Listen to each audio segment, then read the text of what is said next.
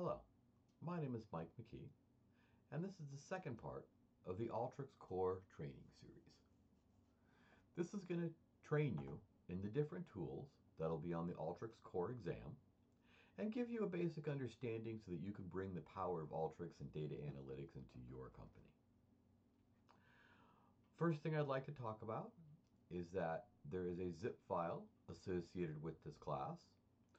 The zip file has the data inputs, and these will be the different data sets that we're going to use in the course of this class. It's got the data outputs, and this will be anywhere that we want to save a file. You can save the files anywhere you like, but this at least gives you a structured place to do it. It has weekly challenges, and this is going to be the homework associated with this class, and I'll talk more about that later. It's got the session template that we'll be working off of, and I do recommend that everybody loads the session template, and you can go ahead and just double click that. And then of course the data manipulation, which is the finished product, which is like the answer key for the course. All right, let's go ahead and get started. You can go ahead and double click the template, or go to Files, Open Workflow, browse to the location, double click it, and open the workflow directly. All right, today's class, we're going to be talking about data manipulation. In the first part of the series, we talked about the in-out section, bringing data in and out, and some of the nuances and details with that. And then we also talked about the data preparation section and the different things that you can do in order to clean up your data and prepare your data a little bit for some of the next steps. In today's course, we will talk about the join section, and this is going to be blending different data sets, and we have a couple of ways that we can do that. And we're going to talk a little bit about the parsing section, which is looking at strings and breaking different elements out of strings. All right, to get started, like in all of our other courses, we're going to go ahead and bring data into Alteryx.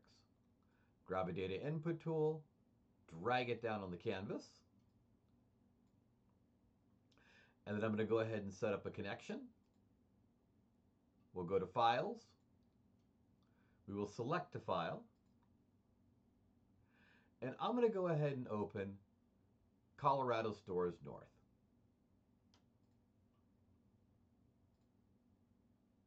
Only a single sheet in that. All of my column headers look good, so as we learned in the last class, I'm not going to need to manipulate any of the options to clean this up. Go ahead and hit run. You can see we bring the data in. I believe we've seen this data before. Store information, location, what region they're in, north or whatnot. This is all the north stores in this particular file, and whether it's in a mall or it faces the street. Now, the first tool that I want to talk about is the union tool. And one of the things I haven't mentioned before is that if we select any one of the tools up here, I'll select the union tool. It gives you a little bit of description about what that tool does. This particular one's combining two or more data streams, similar structures based upon field names. The key in here is that in the output, each column contains data from each input. So it basically stacks the data on top of each other. Now, one of the things that I particularly like about Alteryx is every tool has an example. I can go ahead and click that example and note that it opens up a new workflow. And I can have as many workflows as I want. But it opens up a new workflow. This is our live workflow, so I have to hit the run button to go ahead and populate it. It has small data sets that you can kind of get your brain around. And then it has the tool that you're looking at in a configuration. Right? And this is an actual tool. This is, like I said, a live workflow. And it shows you how the tools are configured, some of the different configuration options, and you can really see, looking at this one particular tool, there's your first data source coming in, your second data source coming in, and your output. So you can really see how the tool is configured and what the data coming in and what the data going out is.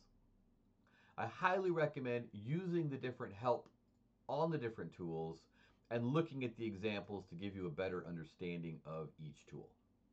All right, I'm going to go ahead and X that out.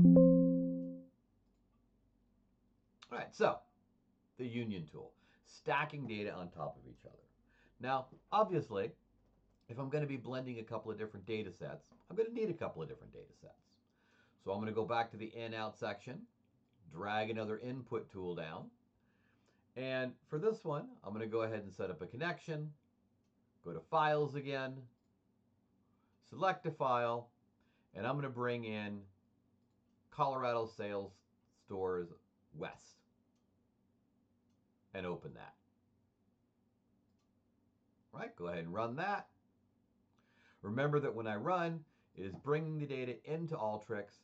Anything that I do here is going to be just in the memory of Alteryx, and it is not going to be impacting the source file at all. Both of these files look pretty much the same. They all look good, column headers, etc. So let's go to the Join section. And the first tool, Union tool, we will go ahead and drag that, and I'm going to drop that on the canvas. I'll go ahead and hook it up to the first file here. Then I'm going to go ahead and connect it. And whenever you connect the tools, it's the output anchor. Drag that to the input anchor. Right? Note, most of the input and output anchors that we've been working with have been that green color. The tool we're using right now has got that black and white chevron. Right? The black and white chevron here tells you that this tool can accept multiple connections. Right? Now, any anchor can go to multiple destination locations. That's never a problem. But this indicates we can have multiple connections into the tool. All right. Now, the configuration for this tool is fairly straightforward. I'm just going to go ahead and auto-configure it by name. All right, let me go ahead and look at my incoming data. That's where I always start whenever I'm configuring a tool. It's going to look at the individual column headers and align them. So I have a store number here. It's going to stack that on store number here. Address, city, state, zip. It's going to stack that on address, city, state, zip. Right? I go ahead and run that. And what I notice is that I've got all my north stores. And if I scroll down, all my west stores. So this is where that second data set starts. It's just stacking the data on top of each other. Simple and easy. Right? If I wanted to, instead of auto-configuring by name, I could auto-configure by position. So this would be column 1 stacks with column 1, column 2 stacks with column 2, 3 with 3, etc., etc. The advantage to that is that if you have different headers, that might align a little bit better with your data sets. Of course, the disadvantage of this is that if your columns get out of order for whatever reason, your data set's not going to line up properly. Personally, I always prefer auto-configuring by name because it's a little bit more dynamic and a little bit more reliable. Right? If you have a problem with your column headers, one of the things that you could do, and we spoke about this last time, is go into data preparation, drag down a select tool. You could drop that on your canvas right there, and then you could rename the columns so that they align better. Couple of different options. One of the nice things, there's lots of ways to do things in Alteryx. It really just depends upon what you're trying to accomplish and what type of flexibility and dynamic output you're going to get. And a lot of that depends upon exactly what your source files are going to be like. Do you have fixed source files where they're always going to be the same, or are they very variable source files? All right. So that is the basics of the union tool. let's go ahead and look at this in a slightly different configuration. Right?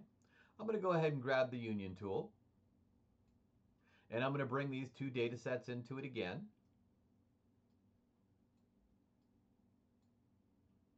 Right? But one of the things that I'm also going to do here is I'm going to bring in another data set. So let me bring that down here. I'm going to set up a connection, go to Files, select a file, and in this case, I'm going to bring in the South stores. Right? Again, everything looks good. Now, one of the things to note is that I can bring in as many data sets as I want into the union tool here. Right? I go ahead and click on that, and I hit Run. And it brings my data sets in. Now, one interesting thing to note here is that I now have a new column, store type. I've got a type and I got a store type. And if I kind of scroll down, the type is the mall and what faces the street. And then I've got the same thing over here for my south, but it's a different column. If I look at my inputs, I've got all the same columns, but type, the same here. But for record number 3 that I just brought in, it doesn't say type, it says store type. So, if we have different named columns, what Alteryx is going to do is it's going to put nulls for the data sets that don't have that column. And as you can see, that's the way it did it all the way down here. My south didn't have the type column, so it's all nulls there. My other 2 stores didn't have the store type, so it's all null there. All the columns are going to be brought in. They just didn't align properly. Right? Now, I could auto-configure by position, and because my positions are all the same, that would work.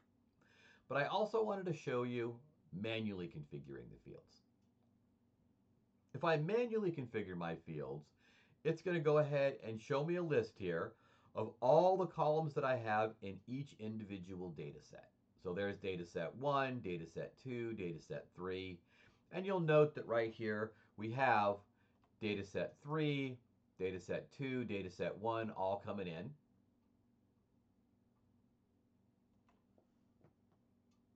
And these arrows right here will allow me to align the different data types, or the different columns. So I could take store type right here, hit my left arrow, and align that with the type column. Now, as I move around, you'll see that it kind of bumps the other columns. So I always recommend starting with your column 1, making sure those are all aligned, then 2, then 3.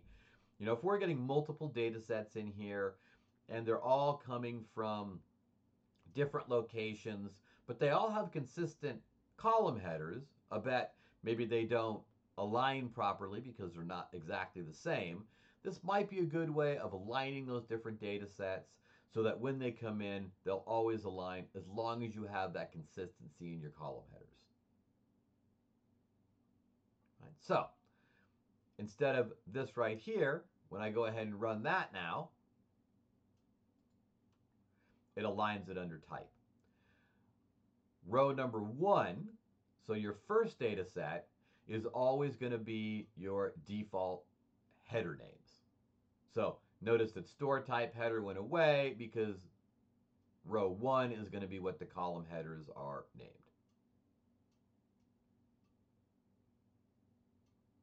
All right. The last thing that I'll talk about is the output order. And depending upon what you're trying to do, it might be important to actually set a specific order. Maybe you want data set 1 on top, maybe you want data set 3 on top. Oftentimes where I'll see this is if somebody has a data set and then they create totals, they get a totals for their whole data set, and then they want those totals to float to the bottom or something along those lines. So a variety of reasons for it, just one quick example, but if you need your data in a specific order, this is the way you're going to do it. All right, let's scroll down and let's talk a little bit about the join tool. Okay.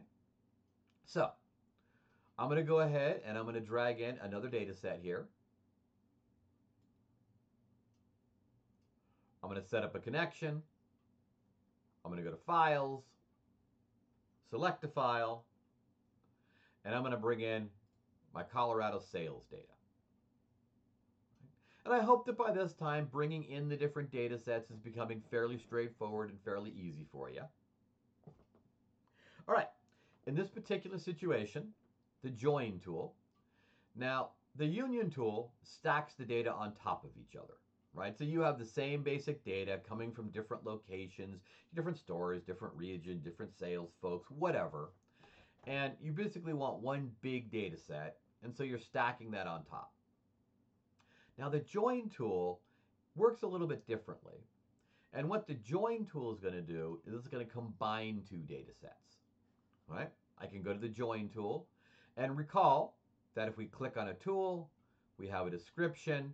We can open an example here, always run it, and a couple of different data sets here.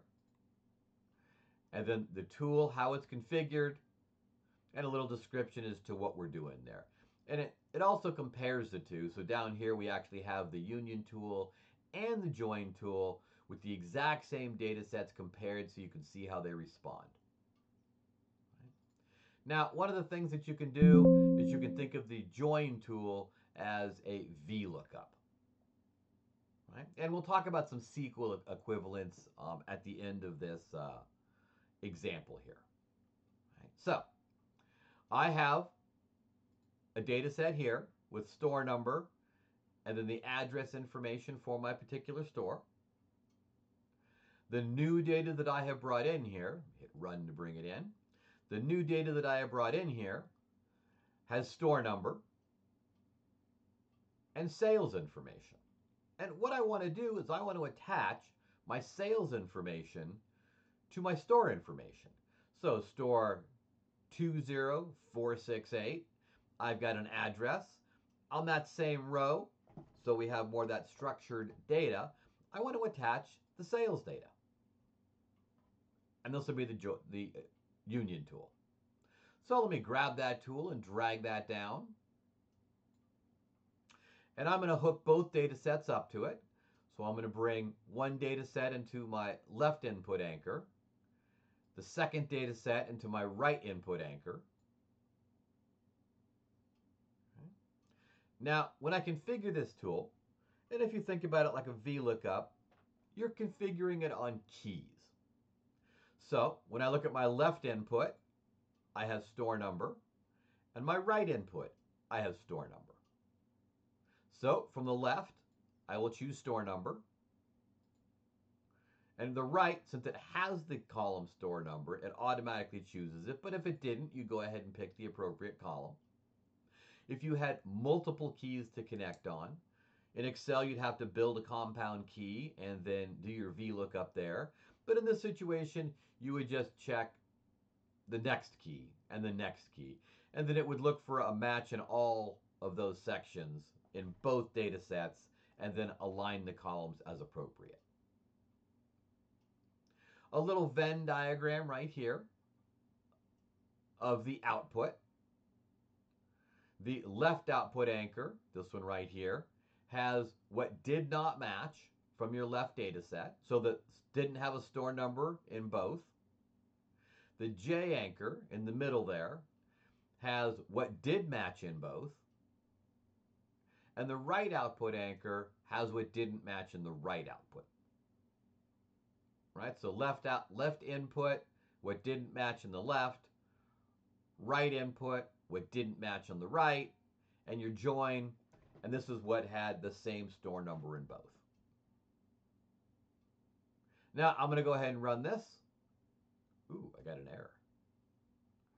If I select the tool, string fields can only be joined to other string fields. This is something that I was talking about a little bit earlier, and it has to do with the data types. Now, this tool has a built-in select, and we talked about the select in the last class. We've got the left data set and the right data set. And one of the things that you'll note is the left data set is a double for the store number, and the right data set is a V string for the store number. Two different data types.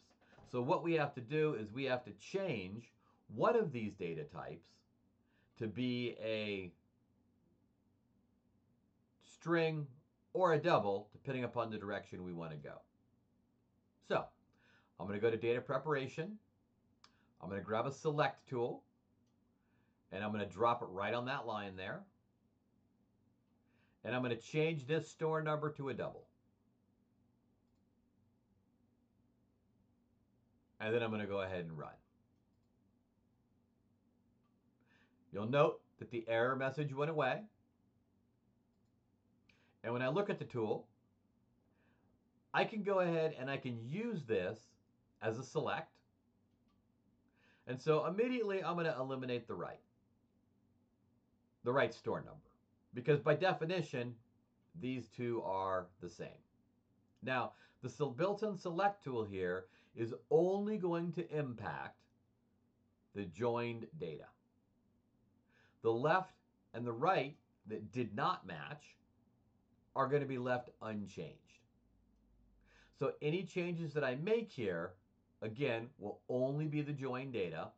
And that's one of the reasons that I couldn't change the data type right here in this console, because this only affects the output. And you'll note that now the right is a double. It was a V string before. When I look at my outputs here, my J anchor has what matched, right? Note that I've got 4 matches here, and I've got my sales data. Now the reason for this is that this is what's called a Cartesian join. Okay? When I look at my input, I've got unique and individual store numbers here.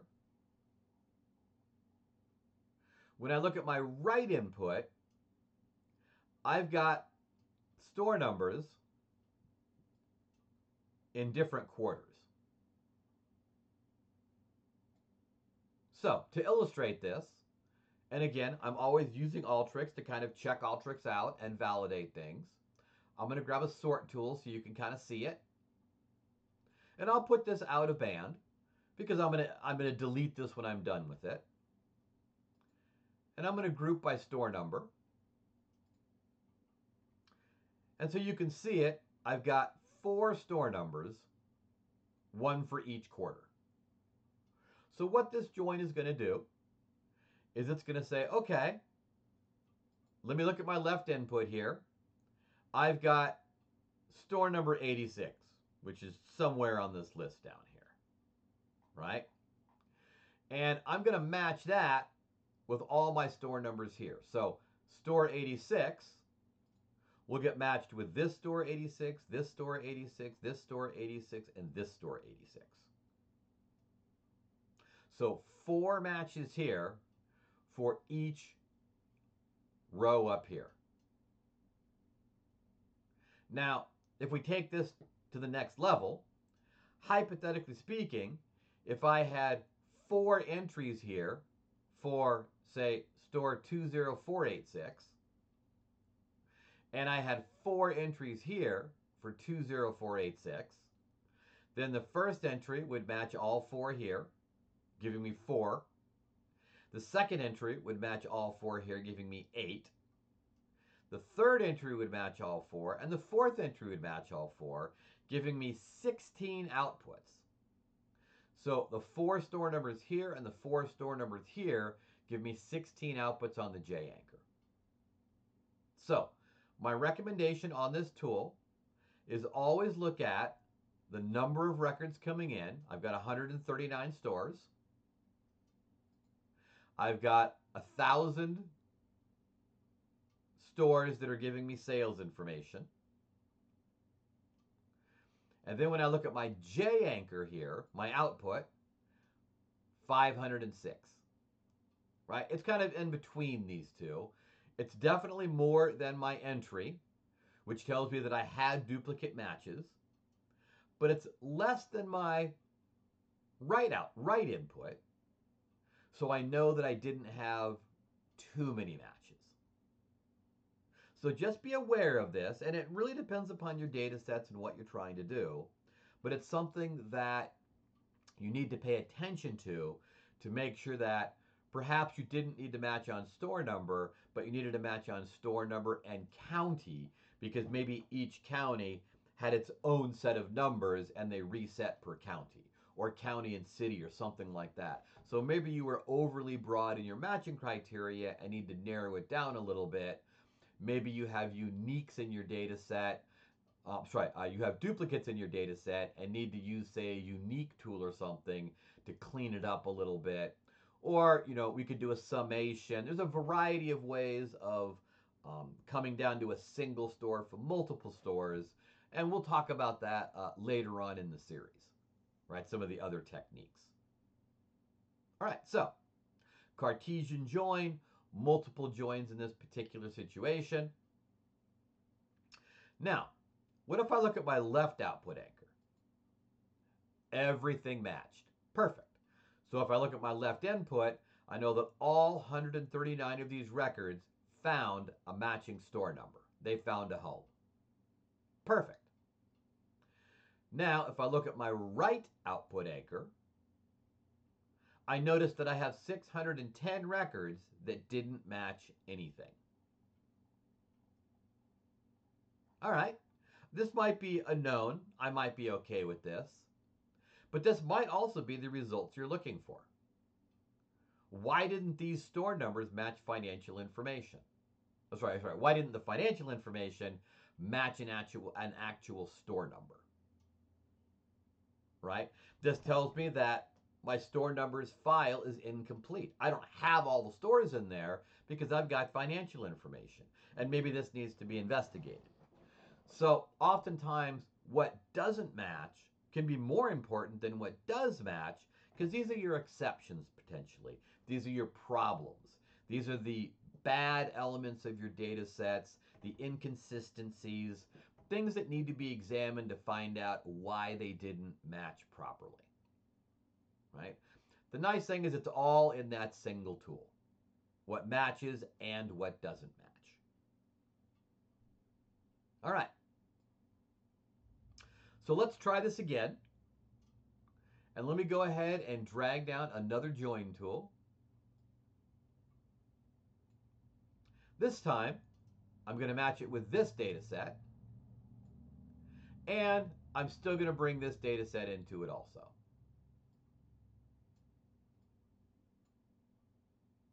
Okay. I'm going to match on store number again. And I'm going to run it. Now note that I added a third data set to this output.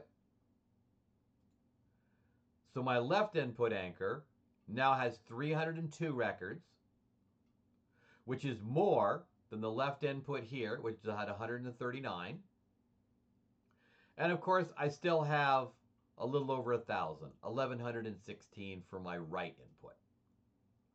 Now when I look at my join, I've got 1116.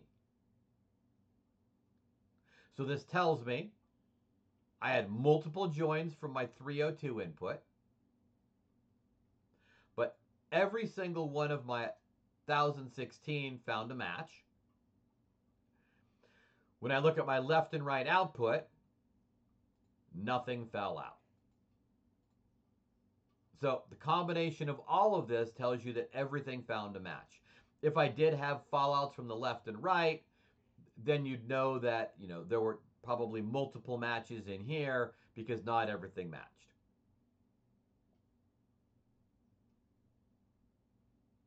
All right. Now, if we look at this and we compare this to some of the SQL joins, right, which a lot of us might be more familiar with, when we look at this output right here, the J anchor, the join, what matched, is going to be the inner join here. The left and the right output anchor, what did not match, are going to be the left join and the right join. And so in this one tool, you're picking up all three of these joins. And you can do whatever you want with them as appropriate. But what if I want some of these other joins? All right. Well, I got a couple of ways of approaching that. The easiest way is simply to grab a union tool. I'm going to drag that union tool down, and I'm going to say, okay, I have fallout here, and I have what joined here. I'm going to bring them both into my union tool.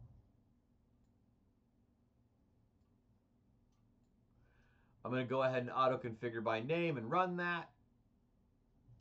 And if you look at the union tool, anywhere that I had a match, you'll see you have all the data going across. Anywhere that I did not have a match, the fallouts, I've got my sales information, but I have nulls in the address area that I did not have a store address for it. All right, now that is going to go ahead and give you both right here and right here, right? The true left and right joins. And then, of course, if I wanted everything, I would just bring in that last data set, so I have all three of them going in. And if I only wanted what didn't match and didn't care about what joined, I would simply bring in the two non-matches. So the join tool is going to give you all three of these. And then if you follow it up with a union tool, it's going to give you all the rest of your potential joins. So between a combination of these two tools, you can achieve any one of the joins that you might be more comfortable with in SQL parlance. All right. The last tool that I'd like to talk about in this particular section is the join multiple. Let me go ahead and drag that down, and I'm going to put that here.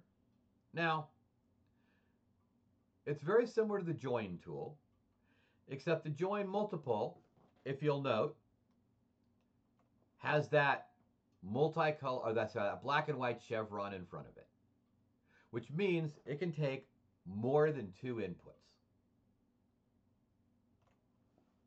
Right? So what I'm going to do is I'm going to say, okay, I've got a data set here that has store number and information, and I'm going to hook that up. I've got information here that has store number and information. I'm going to hook that up. And then down here, I've also got the exact same thing, store number and information. This is a little bit artificial, but it'll illustrate the point. In the join multiple, I go ahead and select what I want the key to be. In this case, store number across all the three data sets there. And I could, of course, do multiple. Whether you have Cartesian joins or not, when you're connecting multiple, that can get a bit extreme. If I had 4 in each data set, that would be 4 times 4 times 4, which gives me a lot of records output, and so that you can have warnings if you're doing those multi-dimensional joins on lots of records. Right? I'm going to go ahead and have an error here, but it doesn't really matter. You can also only output records that do join on all the outputs, as opposed to just perhaps 2. And you have that exact same built-in select tool. Right? By definition, I'm going to go ahead and get rid of store number. because by definition, the store number is exactly the same or it wouldn't match. And I'll go ahead and run it. And it goes ahead and gives me my matches. Right? Now, if you recall, we had multi-dimensional matches, that Cartesian join on here, where we had 4 of the store. On here, we had 4 of the store. So when this one matches, I have single matches up here, 1 per store, and then 4 and 4. So every single line right here is going to give me 16 outputs instead of 4, right? Which, as you can see, has blown up the data considerably. All right, so be aware of that. The advantages of the regular join tool is that you can see what fell out. And I really like that because you can know it did not match. The advantages of the multi-join tool, the join multiple, is that it can join a lot of different data sets and you don't need to use the multiple join tools, right? If we didn't want to do this, we could go ahead and grab the union tool here and then just do a cascade. And so the output of this union tool comes into the input of this union tool, or the output of this union tool. They both go in. And then I join on store number. And then the output of this goes into the input of another join tool, which would bring this data set in. And so I've got a cascade of 3 join tools that'll go ahead and join all of this data as opposed to the multi-join. The advantage of this is you can see what falls out in each individual step. It really just depends upon what you're comfortable with and what you need to see. If you don't need to know what fell out, all you're doing is looking what joins. This is probably your best option if you're joining multiple data sets. If you're doing analytics or looking at what did fall out, it can be really important to know that. All right. Let's go ahead and move on. And let's talk about 2 of the other ways of merging your data. So, the first one I want to talk about is the find and replace.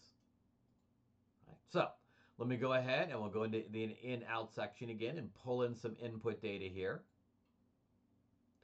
And I'm going to go ahead and set up a connection, go to Files, select Input, and I'm going to go with my dirty data and open that.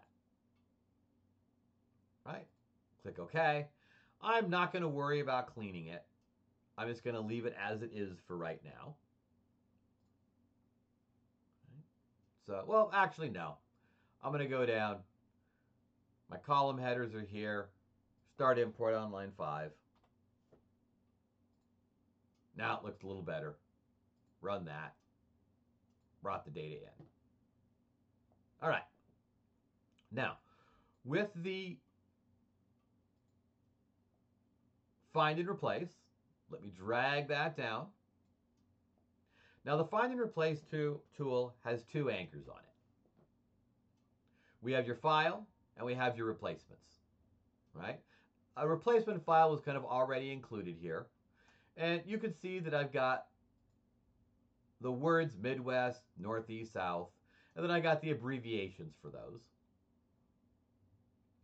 And in my dirty data, you can see that under the region, I have the full names, and I just want to replace the full names with the abbreviations, right? Perhaps if you're normalizing your data, you're replacing ST with street or vice versa, or you have some kind of a code that's going to replace some longer text or longer word, whatever it happens to be.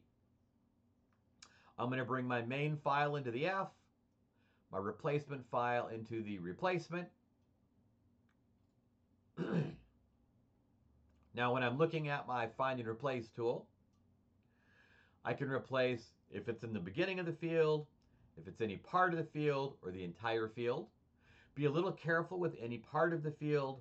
I've had situations in addresses where I replaced ST for street, but some of the street names had ST in them and also got replaced with street.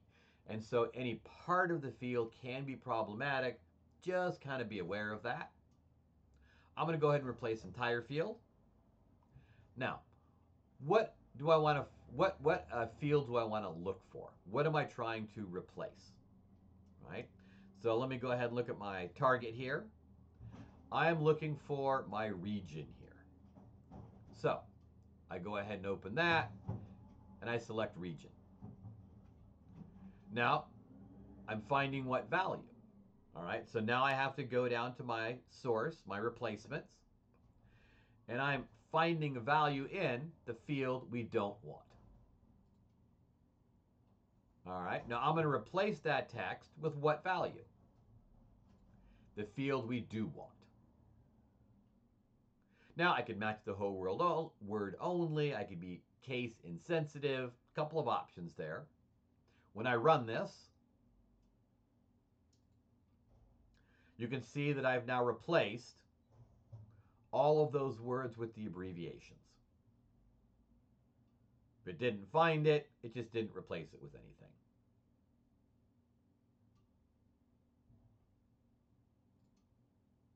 All right.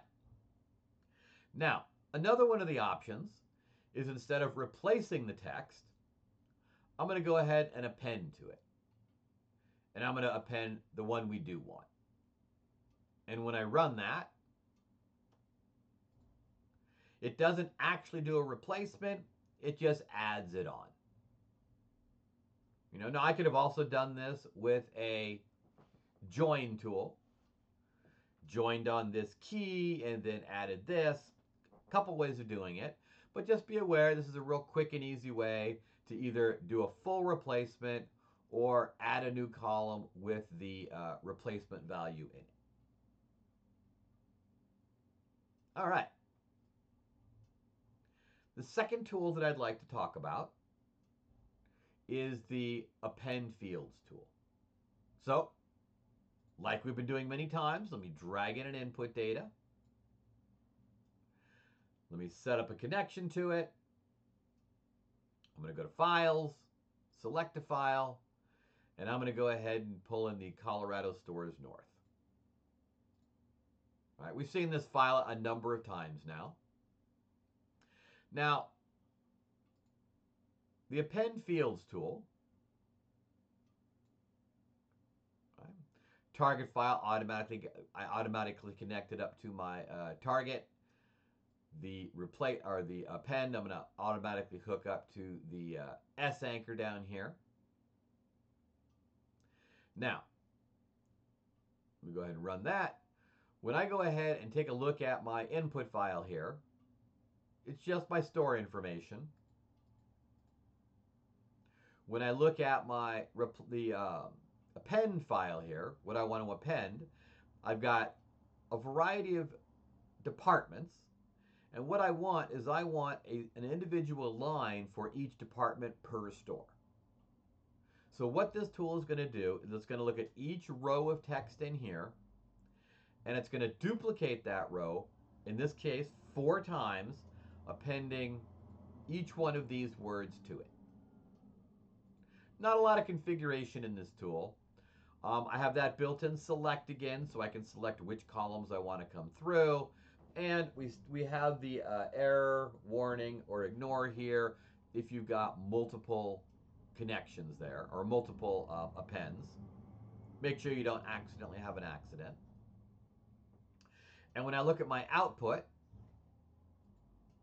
you'll notice that now I've got 4 of that store number. Each one has the append to it.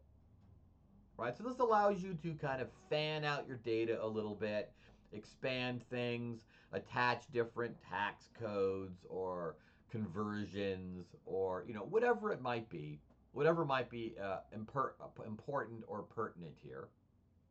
The nice thing is that you could have a text file in here that gets appended to it.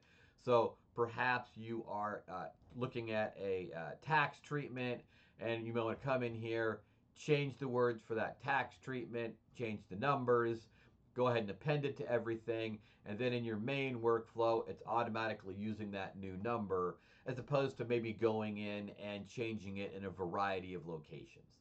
so that you can have one text file where you're changing a couple of different numbers simply and easily, and then the rest of the workflow uses that. Right? When we get into things like analytic apps and some of the other features, this becomes a little bit more of an important thing and makes your life a whole lot easier. Right? So just kind of be aware of the append here. Now, let's take another quick example.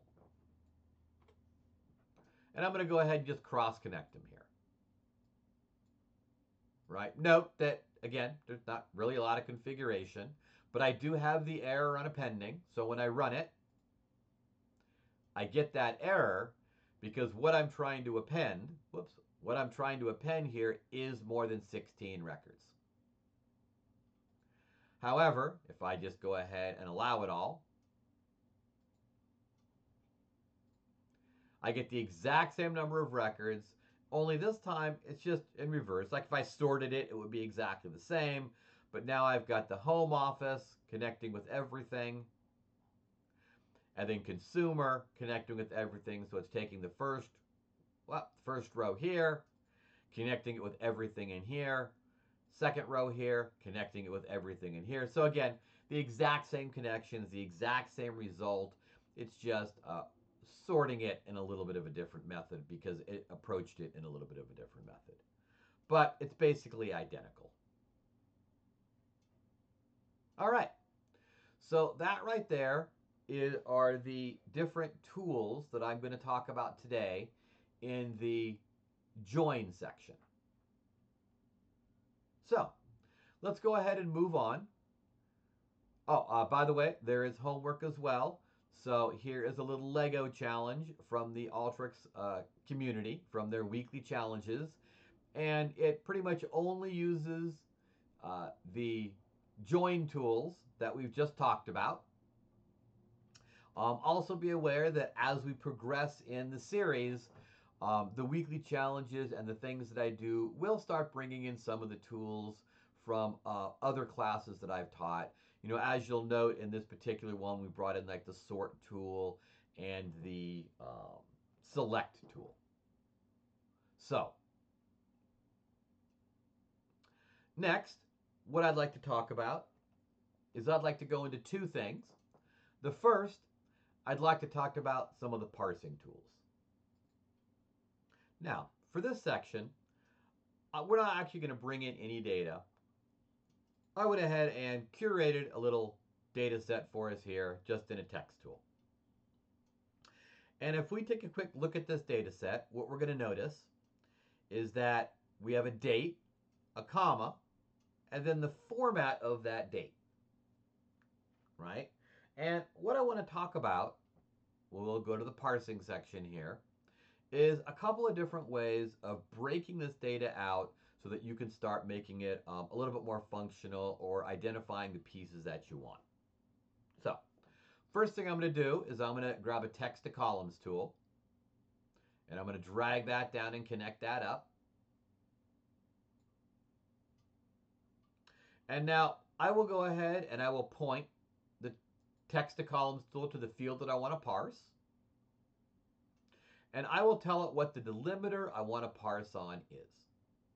Right? In this case, I'm going to parse on the comma. And so I put the comma in here. Now be aware that the delimiters that you put in here will parse on each individual delimiter, not the combination of delimiters. Now, in my situation, I know there's only two fields. So I'm going to go ahead and set the number of columns to 2. Leave extra in the last column if that's appropriate. You could have an output root name. And so you can decide what do you want the root to be. It'll be date field for this. And I'm going to run that. And when I look at my output, it is split on the comma. I have the date and I have the date format. Now, if I had had multiple commas, it would have split every time it found a comma. So, let's say I also want to split on the dash. So after the comma, I put a dash. And let me go ahead and up my columns here so you can see. And I'll run that. And now what you'll note is if I look at my first row here, I had 29 dash, so it splits on that, 01 dash, 2020, comma, and then my date. And note that there's just nulls in the additional columns that I didn't have there. This one right here was a little bit different. It had dashes in front of everything, a comma, and then dashes in each of the date descriptions. And so it's split on each individual one. Right? I could put in more. I could do a slash, run that. And that goes ahead and breaks up the rest of them. And then, if I put a dot in also, it further breaks up everything. So each individual character you put here will be an individual breakpoint. Put the number of columns, if I brought this back down to 2 again, and ran it. Because I said leave everything in the last column, it just breaks the first, leaves everything in the last column. You do have a couple of different options there depending upon what your needs are. All right. So that right there is the basics of the text to columns. Let me go ahead and throw a comma in there, run that, and bring that back down to this configuration. All right. Now, let me drag another text to columns down here and hook that up. And I've got a data set here where I've got entry times into the different areas of my building. Now, I don't necessarily know how many people entered each one. And so if I go ahead and I'll say, well, let me do text to columns, and I'll make it say 10 columns. And I have the comma delimiter there in between the names. So I will select my personnel logs. My delimiter is going to be a comma. And I'm going to run that. And okay, that seems to be okay. But one of the things that I note is that I've still got more here. And ultimately, I don't know how many I'm going to have. So splitting it up to rows could be a little bit, splitting it up to columns could be a little bit tricky because I just don't know. So another one of the options we have is split to rows. And notice that a lot of my configuration went away. And I run that. And what that's going to give me is every single time it splits, it breaks to a new row. So here's my office. And I've got all my individual characters that were logging in. The kitchen, the lab, etc., etc. And now, it doesn't matter how many I have, this has broken it up as appropriate. And there are other tools that we will talk about in different courses that'll tell you how to manipulate this data into a format that might be more functional or more useful for you. But this is a great way of breaking it out so that you understand everything without having to know how many entries you had. Right? Note that we've got some leading and trailing white space here, and it might behoove us to go ahead and go to preparation, grab a data cleansing tool, and I'll just leave it in the default configuration, which is leading and trailing white space, and that cleans it up, and so all of that is a little bit more normalized. Right. There are a few more options down here. And most of them are pretty self-evident. If you have quotes around things, Do you want to ignore the delimiters in them? Double quotes, single quotes, parentheses, brackets. If you had empty columns, do you want to just skip those? How do you want to approach it? And these right here will also apply to the split column, so the advanced are for both configurations there. All right, so I'm not going to get into too much detail about this. This is a little bit more of an advanced topic, but I do at least want to mention it and bring it up, is that one of the tools we also have is regular expression. Let me drag that down and bring that up. Right? I almost always start with the text to columns if you can get away with it, because it's nice and simple and easy to use, and it kind of walks you through it. Now, the regular expression is a much more advanced tool. Right? The regular expression, and if you guys have heard of regex, regular expression, that's what it's using. It's a little bit more of an art form, a little bit trickier to use, but 100 times more powerful. Okay?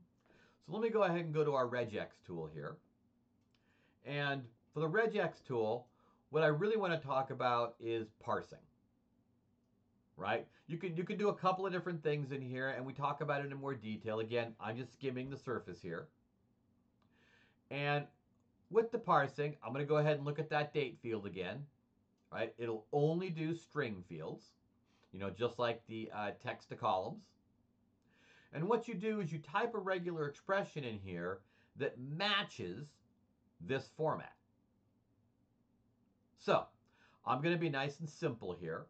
I'm going to hit the plus button, which gives you a little bit of a key down here, a legend, so that it'll help you.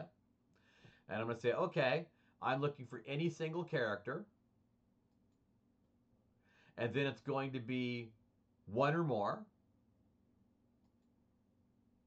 And then I'm going to have a comma. And so I actually type a comma in there. As long as it's not a special character, you can go ahead and type it in. If it is a special character, you have to preface it with a backslash. So if I was looking not for any single character, but a period or a dot specifically, I would have to preface it with a backslash. Right? Right? So I've got any character, one or more, and then a comma, and then any single character, one or more. Right? So that is going to describe this string. I could get into far more detail, and we could go way down this path. So that's my basic expression. Now, the text that I want, I will put in parentheses. So I'll put a parenthesis around that,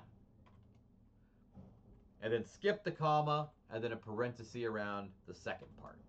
So I've got the dot plus in parentheses, a comma, and then a dot plus in parentheses. You'll note that I've got two outputs, and both of those have the expressions that I put in parentheses. I can name those. I'll just call it output 1 and output 2.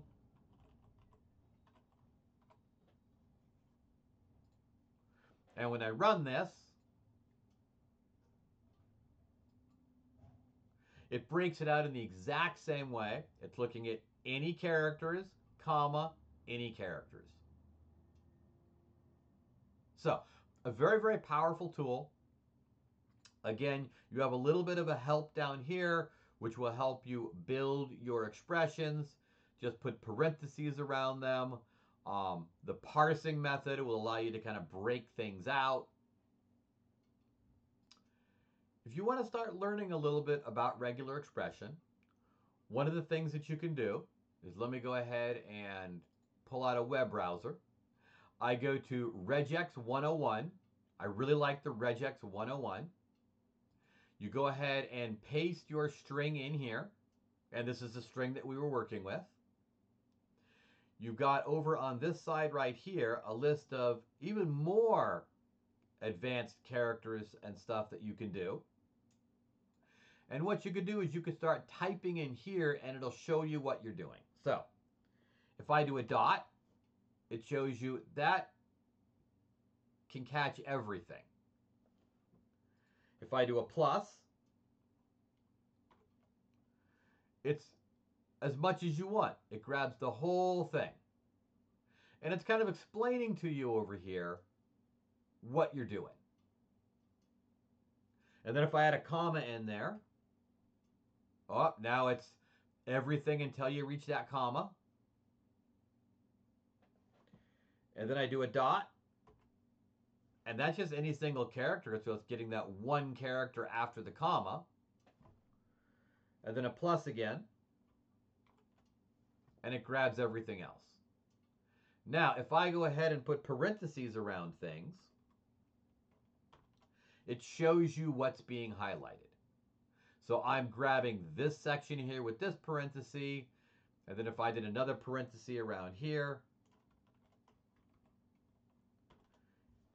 it's grabbing those first sections, right? And it's kind of talking about right here your matches and your groups and the different things that you're doing, right? And again, down here, it kind of gives you a more detailed list of everything that you have so that you can kind of build more complex regular expressions, right? A really, really great tool to kind of play with it and start exploring and figuring out how it's all going to work for you in a pretty simple, straightforward way. So, Regex 101. All right. So, for the last section of this group, I'd like to talk a little bit about parsing date time. So, let me go ahead, and I'm going to go ahead and go to preparation and grab a select tool down here and hook it up to my text to columns. And the main reason I'm doing this is just to simplify things a little bit. I'm going to go ahead and rename this date field 1 to date and the date field 2 to format. And when I run that, I've just renamed these so it's a little bit easier for us moving forward.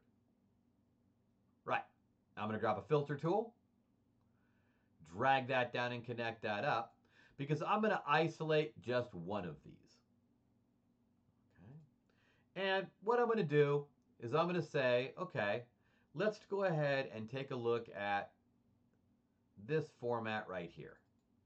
And I'll double click that, which opens the cell viewer, and I will just copy that straight out. Okay. And then I'm going to say, okay, I want the format to equal that format. I'm going to run that, and on my true anchor, I've just got that one line. All right. So let's go to the parsing section. And let's drag the datetime tool. Right? The datetime tool is one of the simplest tools that you can use to create date times. Right? Now, when I go ahead and take a look at this data, my date field, which actually has my date, is a string. It's not a date, it's a string. A list of characters. And there's a lot of things that Alteryx can do with dates specifically. A lot of things in the formula tool so that you can compare different dates. You can get days, months, years between dates. Perhaps you have a start contract and a current date, and you want to find out how many months people have been making payments, or you want to amortize something, or whatever you might want to do that you need to take a couple of dates, use them, compare them, change them, etc., etc. So, what I want to do is I actually want to convert this string field to a date that I can work with as a date. So, I come into my datetime tool here, and the first thing that I'm going to do is I'm going to decide I want to turn a string to a date, And we'll talk about this a little bit later, but note we can also go a date back to a string. The field that I'm going to work with is the date field. The column that I'm going to have out is just date time out, but I could modify that if I wanted to. And what I do is I look on my list here and figure out, okay, what matches my date? So I look at this and I've got month / day / 4-digit year. Right? Exactly the same as the format here. And then I kind of cruise down here and I look for that format. And there's month, day, year. All right. So I run that. And when I look at my output here, it's created my date time. Now note, year, month, day, that's the way Alteryx likes to see it. Now one of the things that I haven't spoken about yet is the data metadata over here. We've always been looking at the data, but if we look at the metadata, it describes a little bit about each column. And I'll note that the date time column is an actual date now. Right? So, for example, if I bring the filter tool down, and I'm going to go ahead and I'm going to say filter on date, and note the date was a string, I've got certain things that I can do. Comes after, comes before, it's all based upon strings. Equals, does not equal, contains, whatever. However, if I now look at my date time out, which is a date field, note I've got different options, maybe a range, and it actually allows me to do things by date because it recognizes this as an actual date. So, a variety of ways of doing things with dates, and here's some of the reasons that you might actually use a date as opposed to a string. So let me change this back to data. All right. Now, hypothetically speaking, let's say that it didn't match any of these formats. None of them at all. Well, what am I going to do about that? So I'm going to do a quick Google search, and I'm going to search for Alteryx date time. And in Alteryx date time, I come down to specifiers. And the specifiers give me code to go ahead and describe anything that I want. So, if I come back to here, and I'm looking for the format, month, month, day, day, year, year, I'll go ahead and I will come down and I will say it's going to be custom. And custom opens up this formatting field right here. And so I'm going to say, okay, it's a 2-digit month. So I come down to specifiers here, and I'm looking for month, and it's going to be 2-digit month number, percent lowercase m. All right? So I put a percent lowercase m in there. Right? Then I've got a backslash. Right? Note that backslash there. And then I've got the 2-digit day. All right, so I pull over my specifiers here, and I look for my day.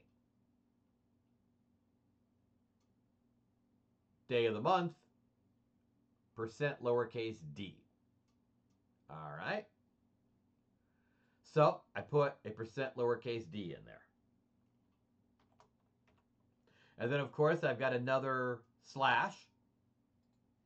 Put that slash in there. And then I've got the 4-digit year. All right, let's come back to my specifiers here. Year, let's see, 2 digits lowercase, 4 digits is uppercase Y. So then I put a percent uppercase Y. And I'm going to go ahead and run that. And lo and behold, it gives you the exact same thing. So, if it is in here by default, that makes it nice and easy. If it is not in here by default, you can go ahead and just Google the Alteryx date time, look at the specifiers, and build whatever your format happens to be. Right? It gives you a little example down here of what your format you're building looks like and what the output is going to look like. And obviously you can see it in your results here. Now, one thing I'd like to point out is there is more than one way of doing this. And one of the things that I'd like to show you here is I'd like to go ahead and drag down a formula tool. And I'm going to hook that up. Now, the formula tool can do this exact same thing. So, I'm going to go ahead and select a column. I'm going to add a column, and I will call it date output. I'm going to go ahead and I'm going to go to the FX, and I'm going to pick a formula. And I'm going to come down, and there's a whole date time section here. And remember I talked a little bit earlier about the different things that you can do with dates? Well, this is kind of a good example of that. I can add different things to dates, so maybe I want to add months, days, years, whatever. I could go ahead and get the day of the week, or the days of the month, or whatever is appropriate. I can compare two dates and get a difference. I have date time now, where I could get today's date and then compare it with, something else. So a lot of different functions, and you can kind of come through here. If you hover over each one, gives you a little explanation of what it's going to do for you. Right? In my particular situation here, I am looking at date time parse. Right? So date time parse here, right? And that's going to convert a date string with the specified format and language to the standard ISO format. So you're converting a string to a date. So we'll go ahead and select that. For the string, I'm going to use those cheat codes the little lazy way. I'm going to do that left square bracket. I'm going to come down to date, which I know is my string. Now for the F, what you're going to do is you're going to actually put in the formula that we created for your date. So I'm going to come back here. I'm going to go ahead and copy this. Whoops. That was %day slash %m slash %uppercase Y. And I'm going to copy that. And I'm going to go ahead and replace the F with that in quotes.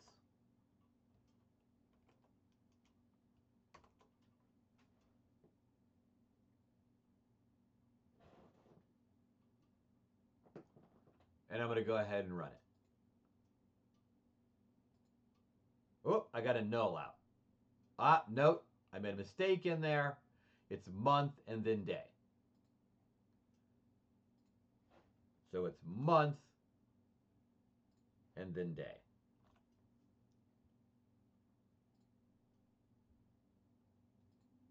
And now I have my good date timeout.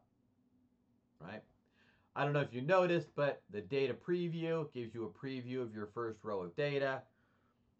When I had this reversed,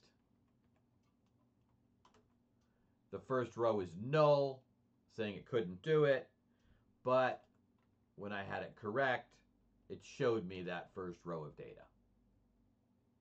Now, this right now is a string, so I'm actually parsing it out and putting it back to a string. So generally, I would go ahead and change this to a date. Now, you could do date or you could do date time. Date time would have the very specific time on it. Most of the time, I just see people doing dates. And so that I have my nice clean date here. Now, if we want to do the exact reverse of this, then I could go ahead and say, okay, I want to convert this to something else. Okay. So let me create a second formula here. I will add a column, and I'm going to call this string date.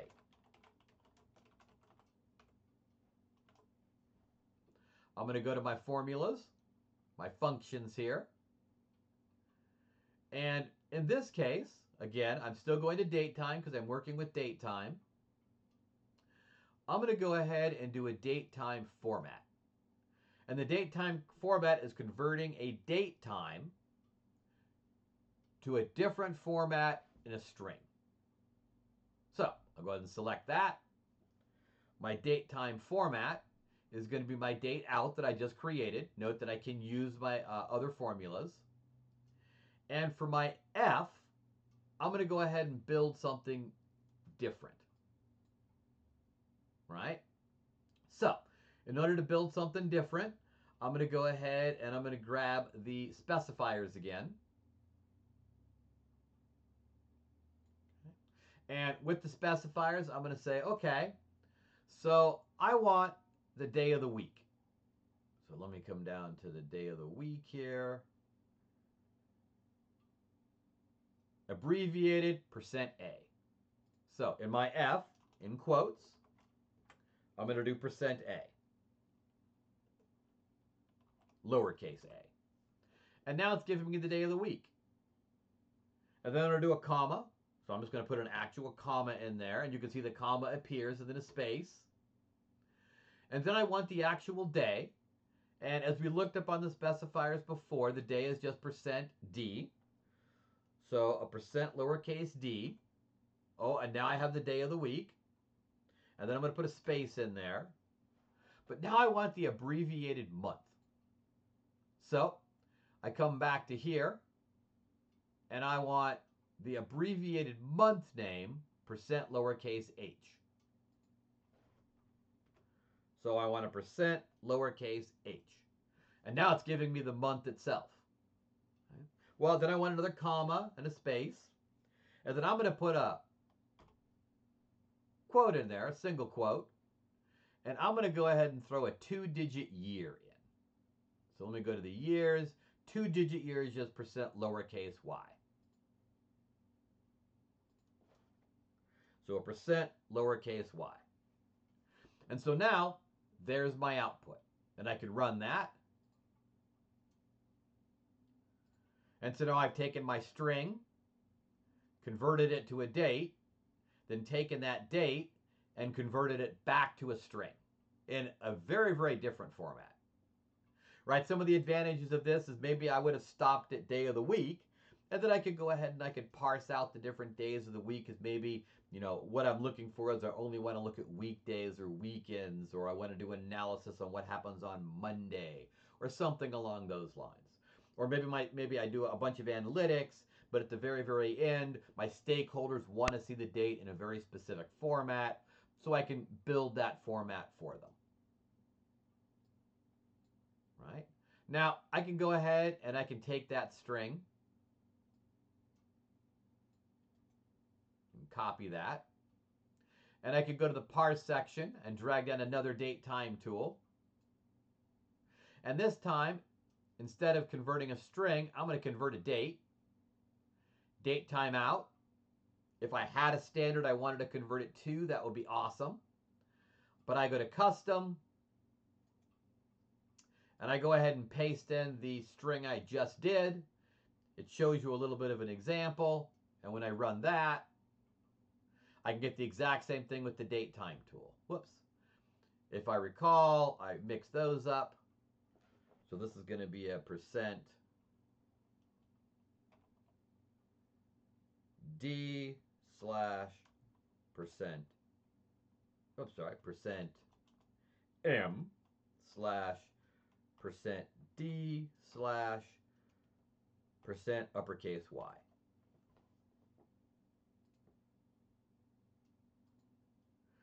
And then I converted the string to a date time.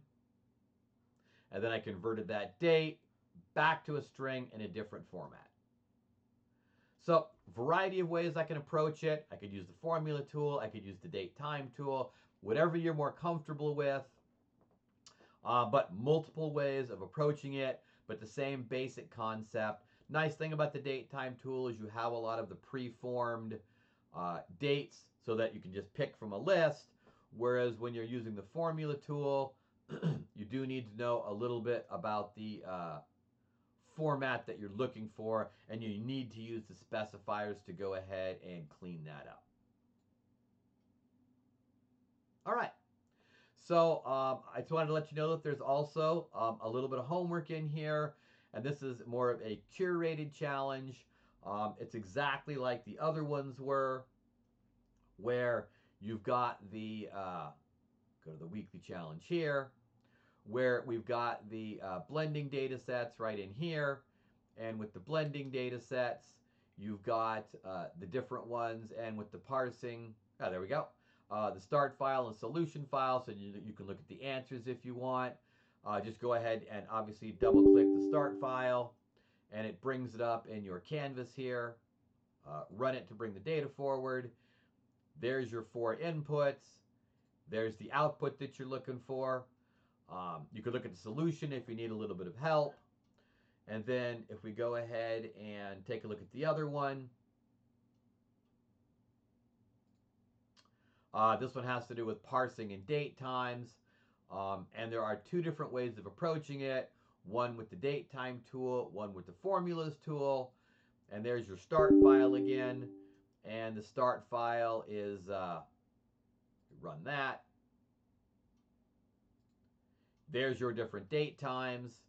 And there's the formats that you're trying to get in the end. And you could do that with the date time tool. You can do that with the formula tool. And you might have to use some filters and stuff to break them out, or maybe if-then statements, however is appropriate. So, I hope you guys have enjoyed today's course. And go ahead and the parsing out the text data, learning the date time tool, and then of course the different ways of blending and merging your data. So, I will see you again in part 3 of this series. I hope everybody has a great day. Thanks again for listening.